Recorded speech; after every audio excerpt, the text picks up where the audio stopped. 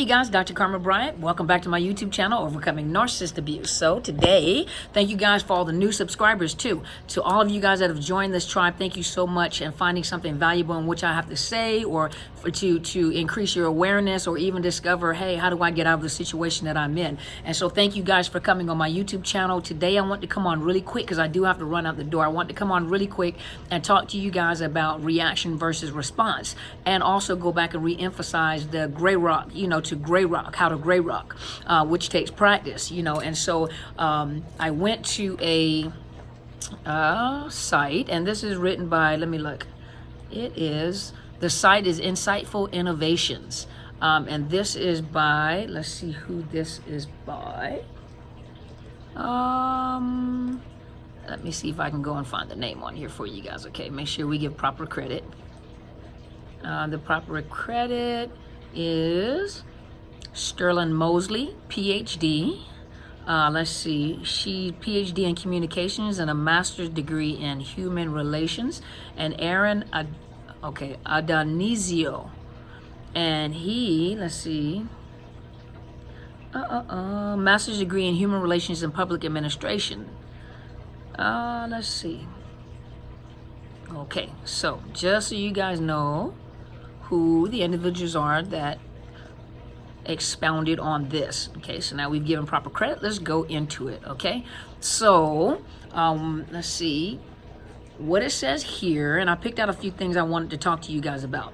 Okay, so that you can understand what gray rock is. Funny that I would talk about gray rock and have a gray shirt today, huh? But to talk about gray rock, you have to understand reaction versus responses. You have to remember that a narcissist wants reaction. They want fuel. They need the response, not a response, they need a reaction from you. And so reaction is normally fueled by emotions, and based on here, it's usually considered a automatic defense mechanism kicking in to save itself from whatever appears to be a threat. And so some people may react, some people make reaction of a way of life, stressing not only their psychological systems to the limit, but also their physical bodies and relationships. So reaction causes you to really wear on yourself, wear your psyche, wear down on your body, too much reaction instead of responding.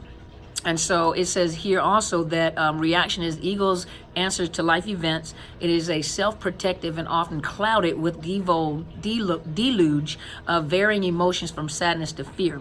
Let's see. Another thing here, it says reactions are typically emotional in nature and often happen so quickly we don't have time to appraise our behavior before we've acted. We blurt, we scream, hit, leave, insult, divorce, break up, patronize, seethe, analyze, detach from, self-aggrandize, intellectualize, deny, ignore, reframe, and make indignant in the blink of an eye, and become indignant in the blink of an eye. And so it's a knee-jerk reaction. Some of you guys say stuff, and before you have an opportunity to think about what you say, it comes out of your mouth, and then you look back like, man, I should have thought about that before I said it, or dang, I shouldn't have said that. Now when you're dealing with a narcissist, you got to remember that a narcissist, if you go no contact or gray rock, they just want any kind of reaction. And so if they can't get a positive reaction, they don't mind getting negative fuel from you. And so negative fuel, for some of you guys that have children by a narcissist, you know that if they can't get a reaction from you, what they'll do is they go after the most vulnerable person or the vulnerable thing in your life, meaning your animals or even your children or whatever you find value in, to try to force you to react, meaning that the kids, and I've said this before, that they do the exact same thing they do to the adults. And a lot of times we talk about the adult relationships, the love bombing, the discard, the trauma bonding, the silent treatment, and then the Hoover. They do the exact same thing to kids. It's just easier because they're much vulnerable and they give reactions very, very quick, as opposed to an adult. We give some of you guys give reactions too quick, and some of you guys, I'm just say what's on my mind. It makes me wonder what's on your mind. There's something in your mind, some of the things that you guys say, and I'm not talking to you in general because I don't know you, but I'm saying in general, some of the things that come out of people's mouth make you think like, did you think before you spoke? Sometimes even here on YouTube, did you think before you typed? Reactions, and then sometimes people make the wrong statements, and so a narcissist depends on you because a lot of them who have been in relationships with you know how you are. They know what triggers you. They know what buttons to push to make you react to them, to cry, to get angry, to even body language. Some of you like, I gray rock, and when I come around, I gray rock, but your whole attitude is not a gray rock. A gray rock has no emotions. Your whole attitude around them, and that takes practice. Gray rocking takes practice, and we're going to get to that. So let's look. Let's look. So reactions keep us in a state of unrest because it's the ego's way of reinforcing a story about what life or someone else did to us. A narcissist. It allows us to justify our existence, and its emotional brain way of controlling our highest judgment. Sometimes we get lucky and our reaction is spot on and is in alignment with the outcome we want, and occasionally it flies out of our mouth. It's just the thing to get the world to move. It's just the thing to get the world to move the way we want it. But this result is just more fuel for a reactive mind, which uses its success to justify future reactions. So let's see. Responding to a situation. So responding versus reaction. Responding to a situation differs from reaction because it allows you room for the highest self to assess a particular situation. Response implies that there is a space between an event and our interpretation of the event. And so think about it. Sometimes we react too quickly before we have the time to assess a situation. Sometimes you guys react too quick to a narcissist before you have the time to think about or to interpret what it is that they're doing. If you slow down for a minute and stop, don't react, stop and think for a minute. Oh, that was gaslighting. Oh, they want a reaction. Oh, they're low on fuel. Oh, they're doing, so a lot of these videos should help you to slow down and respond versus be quick to react. A lot of times they say, they gaslight. So a lot of times you guys are stuck in this never ending circumstantial, meaning that it's just a circle. Circumstantial speech mean they talk in a circle to get to the point, and so the story may be long and drawn out and it's a circle before they get to the point. Tangential means they go on a tangent, meaning they're on a topic, and most of them are tangential, and it lets you know how they think too. They're tangential, and a lot of times you find that with people with ADHD or bipolar disorder when they're like at a hypomanic episode, or ADHD when they're unmedicated, and a lot of times you find them tangential. They jump from topic to topic. They're on a tangent. So they jump from topic to topic. They never stay on the same topic. And you'll find that with narcissists as well. And so a lot of times you may respond. They say something to you, but you react before you have the opportunity to think because now you have triggered a sequence of events with them, and you end up getting caught up in the circle. I know you are, but what am I? I know you are, but what am I? Same thing that you guys are doing. And it's like pointless to argue when you know what you're dealing with. Is really pointless to argue with these individuals. You already know when you notice yourself headed in that direction, you have to stop and think for a minute. So it's better to stop and think, and it takes practice to respond versus react. And I tell a lot of you guys that are going to court, you got to keep it cool. You have to think, you have to know, and I hope these videos are teaching you what is happening. It gives you more information so that you know how to respond versus reacting, because they need your reaction in a courtroom setting. They need your reactions in certain situations to justify whether they've started a smear campaign or lied about you in order to justify why they do what they do, or to justify their story after they smeared your name, especially if you lose your cool and just react. And some of you know you got some smart comments. They say something and you ready, your mama, and then we, adults, we're looking at you and like, I shouldn't have said that. That sounded real childish. Yeah, it did. And so before you had, but it's a knee-jerk reaction to protect yourself. And a lot of you have been in these relationships with these narcissists where even in a normal, and I say normal, I mean a non-narcissistic relationship with people, you don't even know how to handle people because you're triggered, because you assume that you're being gaslit. You assume, so you have these smart comments really quick, and people are looking at you like, really? You have to be that smart? Because that's all you know. You know how to react and try to protect yourself, but really it's a waste of time, a waste of energy, a waste of psychological energy, and a waste of health energy. But that's the cycle that they have you on, the reaction, and that's the fuel that gives them that ego boost. That's that injection that they get, whether it's negative or positive. Remember that. And so let's look here.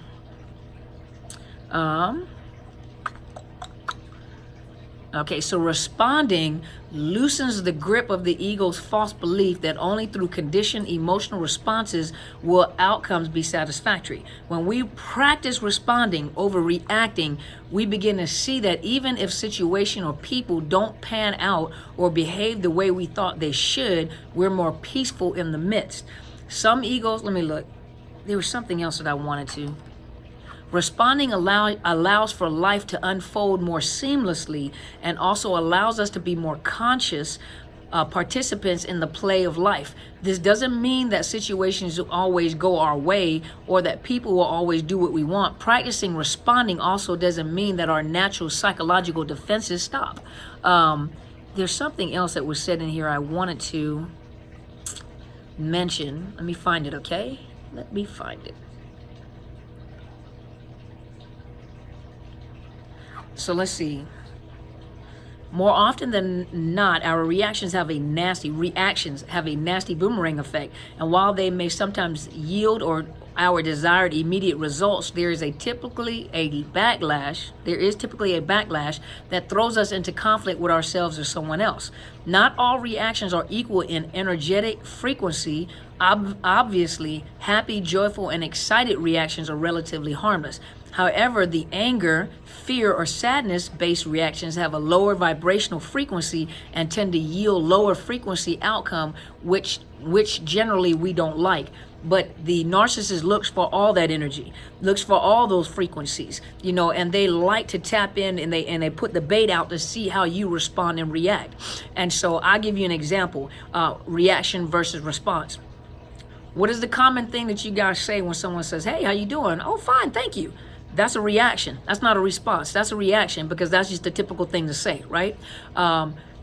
Another thing, for example, is if you were like truly giving a response and someone said, "Hey, how you doing?" Well, given the circumstances, I just came out of this Seattle traffic, where people like to be nosy and stay in other people's business on the other side of the road, causing an accordion effect on the highway, causing me to be late to wherever I have to go, meaning I have to leave my house even earlier, then I'm stuck in traffic for 2 or 3 hours trying to get over here, and a 5-minute ride, a one-day tour has turned into a 20-year voyage, Gilligan Islands, you guys who know, but think about all that right there. That is truly a response, but given those circumstances right there, child, I'm doing good.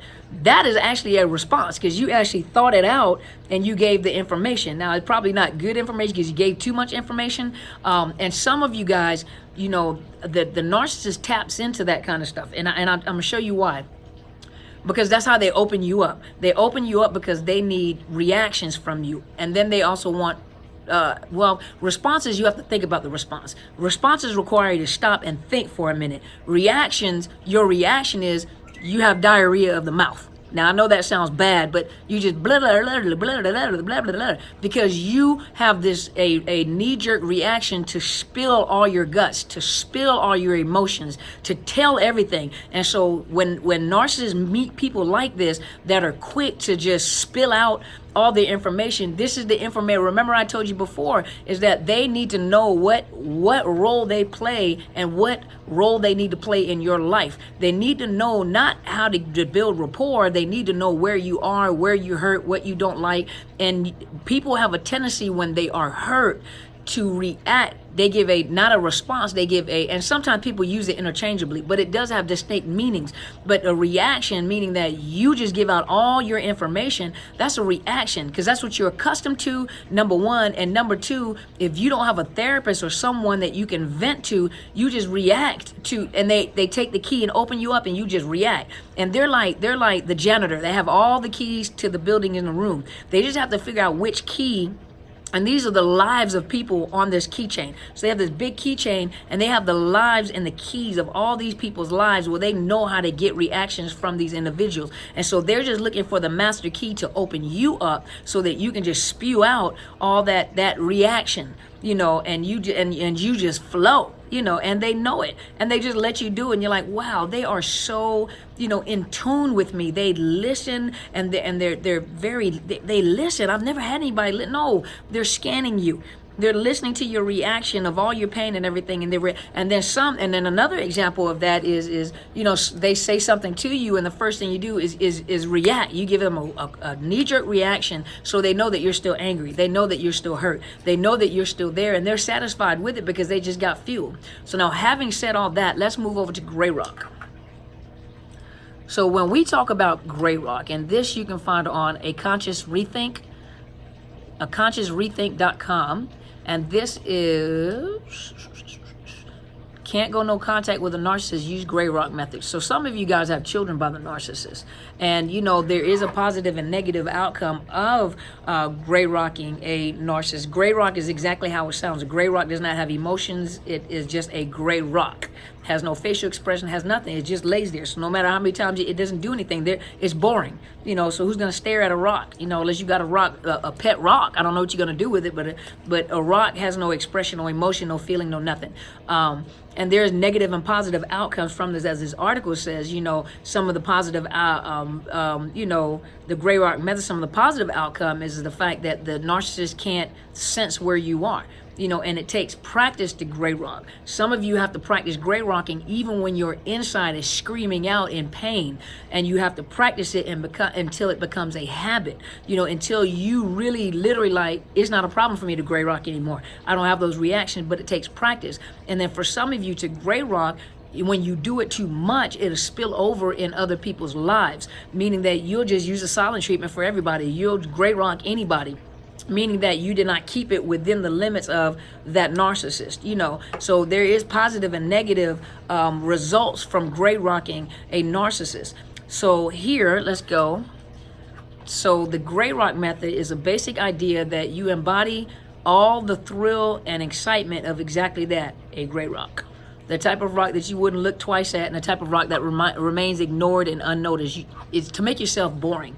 And this phrase was coined by a blogger named Skylar in an article called The Gray Rock Method of Dealing with Psychopaths.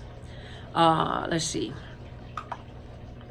So the most effective way to deal with a narcissist is to go no contact. So that's the bottom line. That's the foundation. No contact, no social media, no texting, no hey, how you doing, no happy Father's Day. To some of you guys, no happy Father's Day. You guys know what you've been through. If you want to trigger a Hoover, go ahead and do it.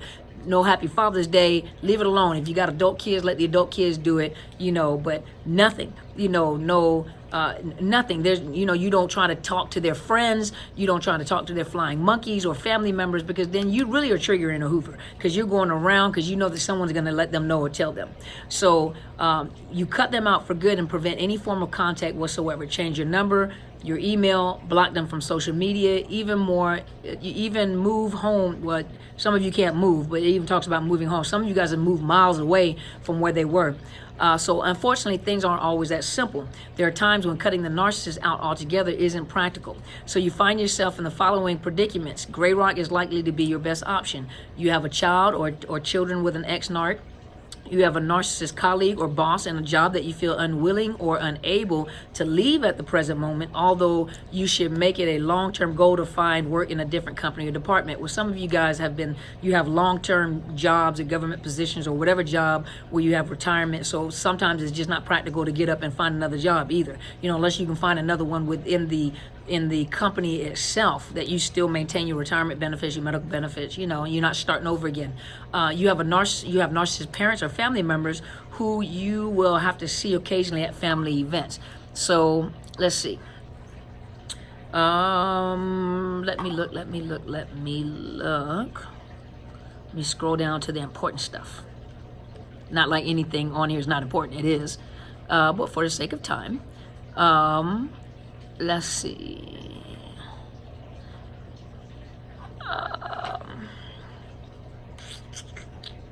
Keep dialogue. Okay, so how do you gray rock? Okay.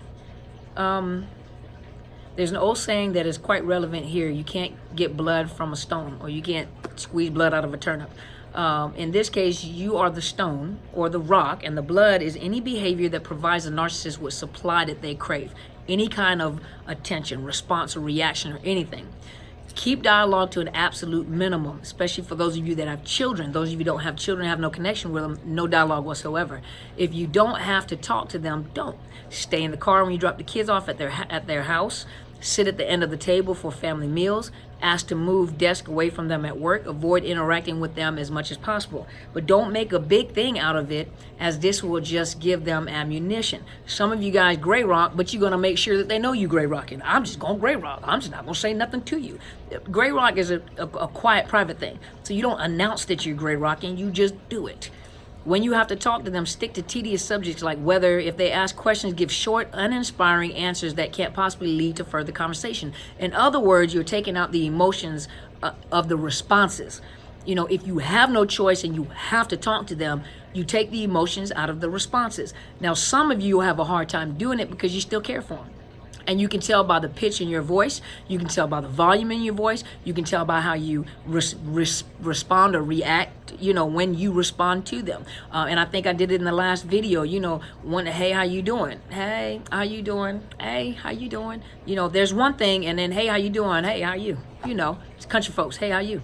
You know, and you keep it rolling. They don't feel anything. Like, I don't feel anything. For some of you, it takes time to practice that. And so you're probably going to, in school, when you put a kid in school, or when you guys go to school, you got to test out of each subject, right? In order to advance. And so the test will keep coming, whether it's with that narcissist or another one or anybody else. The test will keep coming until you perfect that skill. So the test comes, you know, and you may end up having to deal with the narcissist again. They come around again, and the test is going to come. It's going to let you know where you are in your healing process.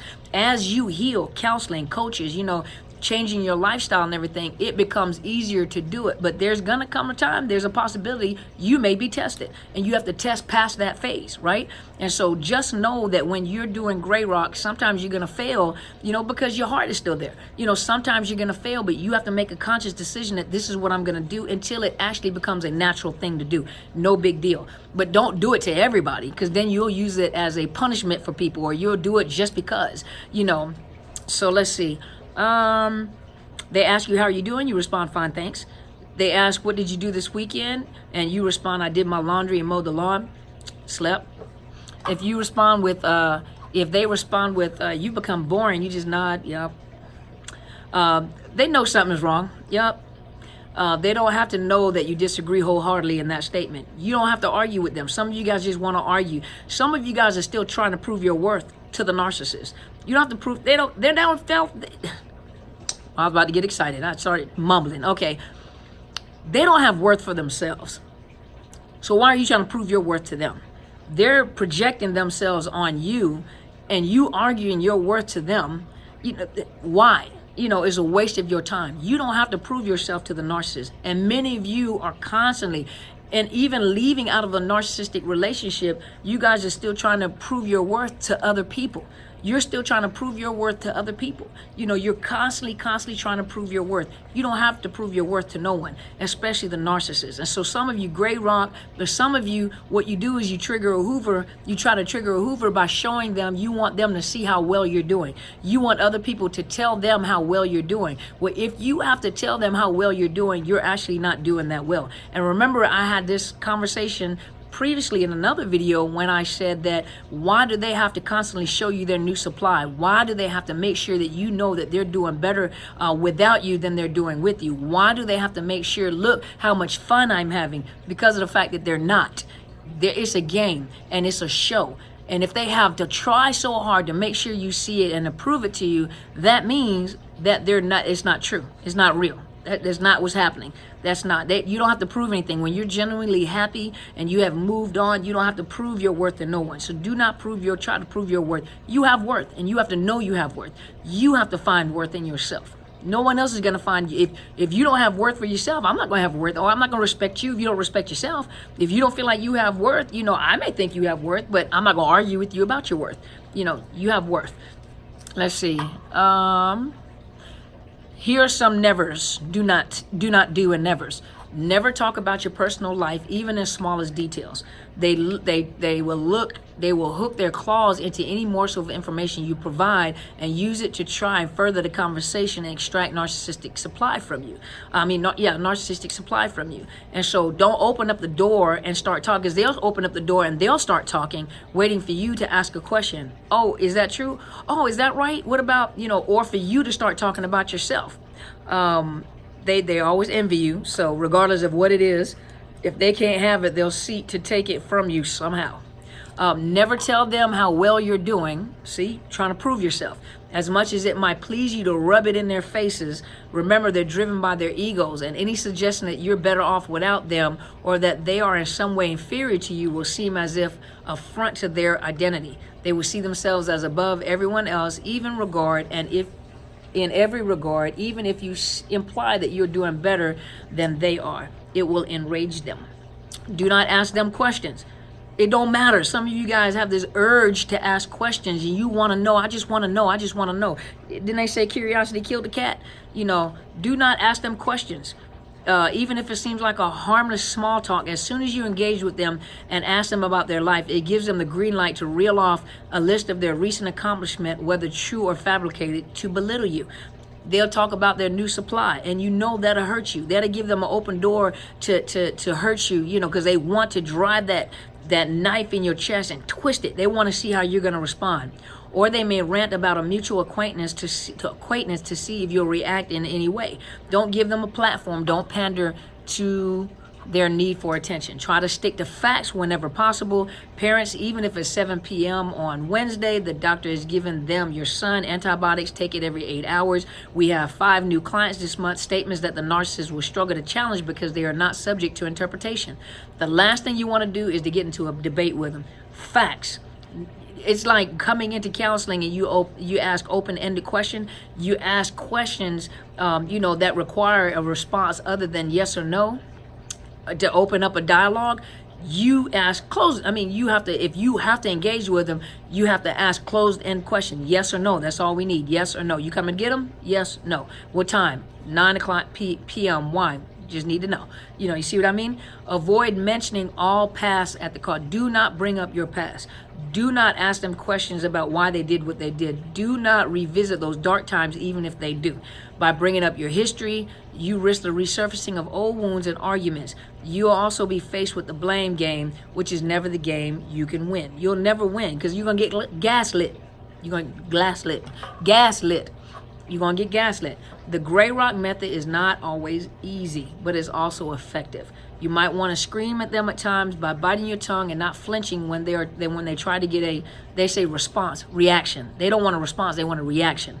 You will starve them of the drama they feed off of. Rather than go into it, which is simply not an option for them, a narcissist will look elsewhere for a new source of supply. Some of you guys don't want that, so you want to respond. You want you want to react in order. Some of you guys want to be hoovered. Some of you guys crave it. Remember, we were talking about the relapse, and so hopefully this gives you a better understanding of the gray rock, the reactions versus the responses, and why you have to use the gray rock and how to use the gray rock. They're looking for the reactions. They need the reaction.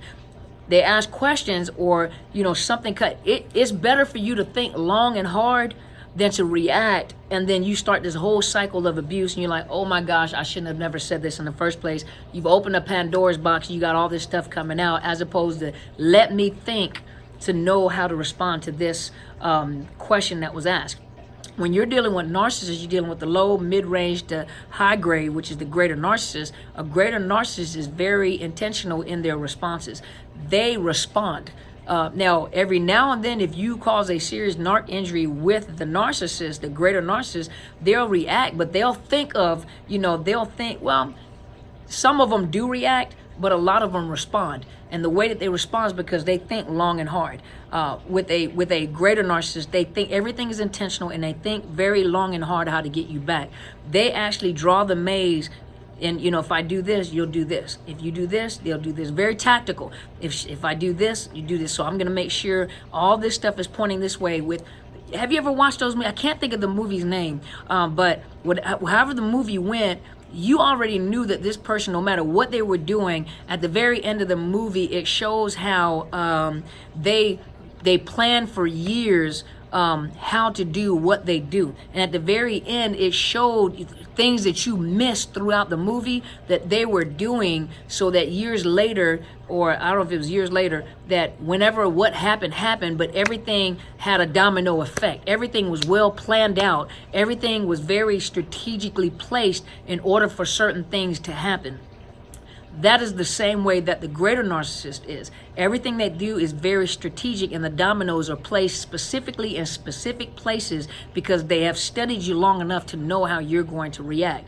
The lower narcissists, usually they react. They act off of impulse. When you get to lower to mid-grade, they're starting to like the way that they feel. They're starting to notice that there's something different about them, and they notice that when I do this, this is happening. So when you get up to that mid-range, you know, they're beginning to like, I like the way this feels, and when I push this button, this happens. And you know, they're beginning, they don't know who they are, but they like the way that they're feeling, and they like the power that they have with making people react.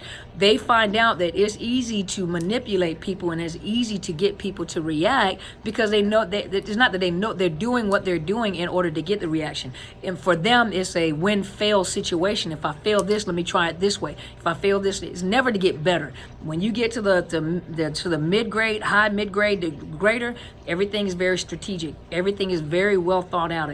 That's why it's better for you to think long and respond right than to react and have a knee-jerk reaction that sets off the dominoes to play the game, because they study you. They already know how you're going to react. They already know what you're going to do. So hopefully this has helped you guys, to help you with the gray rock method. Some of you that have children, short, brief, keep it going, you know, keep it moving. Say what you got to say, keep it moving. Don't try to stare at them when they come around. You know, don't try to, I mean, they know that you looking at them. You know, they coming over there with them tight jeans that show their intestines. And I'm talking about the men. I'm just joking. But you know they coming around with them tight jeans and weave down to her feet, you know, eyelashes, you know, up to her eyebrows. You know, come on. They know what they're doing. They know what it is that turned you on. They know what it was to get you to react. They even look for subtle cues of a double take. You know, they come and they got these new clothes, they got a new car, or, you know, the cologne that you used to like, you know, so they're looking for subtle clues that double take. You know, you look and then you look and get that double take, or you look up in the mirror in the car to look at them one last time, or you look in the mirror. They're watching you and they know what you're going to do. And you have to do opposite of what you're accustomed to doing. No matter how hard it is, don't look at them. Keep rolling, keep doing, and eventually as you practice this, it becomes easier for you. And so hopefully this has helped you guys. Did it make sense? Hopefully it made sense. Thank you guys once again for joining me. I have to get out of the office. If you have not already, please subscribe to my YouTube channel. It is Dr. Carmen Bryant, Overcoming Narcissist Abuse. Hit the bell because I upload pre-recorded teachings Tuesday through Friday, and Sundays I come on live between 8 and 9 o'clock Pacific Standard Time, which is West Coast time. Now we do have a guest here. We're having a conference, and so hopefully I will be able to leave at my normal time to get to you guys. But if I don't, trust me, you know I'm going to leave you guys a message. I'm thinking about you guys, and I want you to have a great week. But if that happens, I will make sure I bring a video on just to let you guys know I'm thinking about you and encourage you for the week. Okay, and so I also have a Facebook page. Those of you know that have been searching, you have found my personal Facebook page. I do have a personal Facebook page, and I just ask if you reserve that for my privacy and my personal friends and those that I know. You know, that is my personal Facebook page where I can take my ball off. You know, well, I don't, but you know, I can be free to be, you know, around friends and family on my personal Facebook page. So that is reserved for family and friends and those that I know. That is my personal Facebook page. And so, you know, please forgive me, you know, if it hurts your feelings. Let you know I'm not an empath, okay?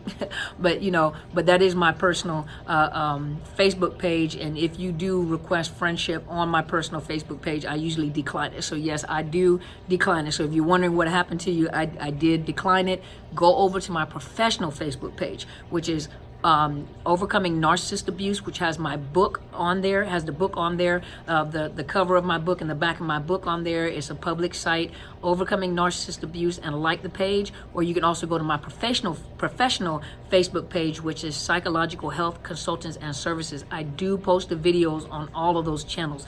Those of you that have Twitter, I do post the videos on Twitter so that people can get to it. And from time to time, I do, tweet, some encouraging words and everything. I'm still getting used to the technology and everything, y'all. You guys work with me, okay? But my Twitter is, I think, hashtag Dr. Carmen Bryant 1. And so you guys are welcome to come and join me. Follow me on Twitter. I come, when I have something inspirational to say, I do put a little encouraging word on there for you guys. And then I also have the Instagram account, which is Overcoming Narcissist Abuse. And so I'm still learning how to use that. I'm not quite sure, with the YouTube channel and with the Facebook page, my thing is what do we use the Instagram for? So I'm still learning. I'm still learning from the young people and the techies. What do we use the Instagram for? So somebody tell me, what do we use the Instagram for? I'm trying to be hip. And I'm trying to be, technically savvy. I'm working on it, And so once again, you guys, thank you so much for joining me. Thank you guys to all the new subscribers for being here. If you have not already, please go check out my book. It is Unmasking. I was going to give you my Facebook page, but Unmasking the Illusion of Perfection. It is on Amazon. You can get it on Kindle and Barnes & Noble. You can get an ebook if you like ebook.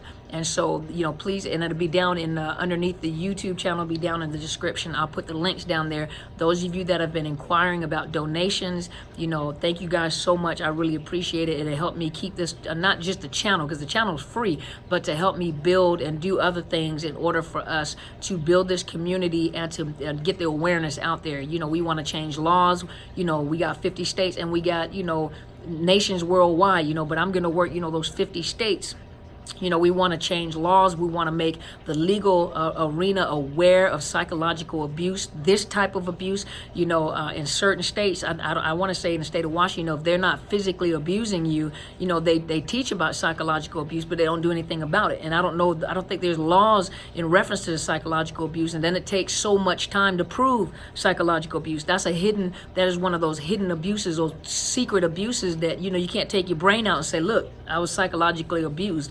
But we're trying to change laws. We're trying to, implement education in the legal system, the education in the medical arena, the education within the counseling field. We're trying to get the awareness out there. And I want you guys to join me in this to make sure that we get this awareness out there. Share my videos. Let somebody hear. Somebody needs to hear, what we do. The people that are on YouTube, other coaches that are making videos, whatever you find very helpful for you that's going to help, share it. Even share it with the professionals to let them know. Share it within your domestic violence group, because some people don't understand what they've been through. They know they're going through domestic violence, but this type of domestic violence people really don't talk about. People are still learning about it, especially within the counseling field. A lot of you said it, my counselor doesn't understand.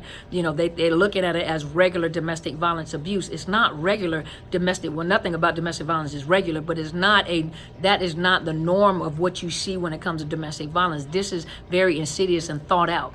And those that are leaving comments on YouTube that are reprimanding me for being so cruel and unkind to the narcissist lets me know you haven't been with one. Now, I don't recommend anybody to get with one, but I'm just saying, get with one, and I guarantee you'll call me for coaching services. You just haven't been with one yet. That's why you reprimand me about being so cruel. Not that I'm being cruel, I'm just telling the truth. I'm telling it like you can't say it. I'm saying stuff that other people can't say. I'm telling the truth about it, and I'm keeping it real. 100, like the kids say, I'm keeping it 100. I'm letting you know, what it do, baby, what it do. I'm just letting you know. And I'm giving it to you in layman terms. I'm not coming in here, being super uber professional and using these big giant terms and words. We're just keeping it simple. I'm just saying what you're thinking. And a lot of you know, I'm just saying what you're thinking. And I want to put the information out there, but I want to make it easy enough. Like in the military, they write the manuals. The technical manuals are written at a 7th grade level. I think 7th or 8th grade level. Make it easy for anybody to read. So I'm just making it easy for everybody to understand what you've been through. I can take some big technological terms and whatever, but we're gonna make it easy so that everybody can understand this. There's no one left out. Even people in foreign countries that are listening to this understand what we're saying, and the comments that you guys are leaving, they're reading it, and so I love this group. You guys are so supportive, you guys are so caring, and you really go out your way to make sure that you comment and encourage other people. That's what I love about this tribe. You guys are the best tribe, and I'm so honored that that I had the opportunity to be with great people like yourselves.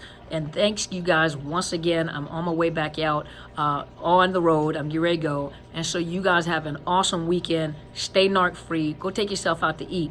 Go get yourself something, some coffee, some tea, whatever you enjoy. Enjoy the beauty of nature. Enjoy your beauty within, because you guys are beautiful people yourselves. So now I'm going to go be great. I want you to go and be great.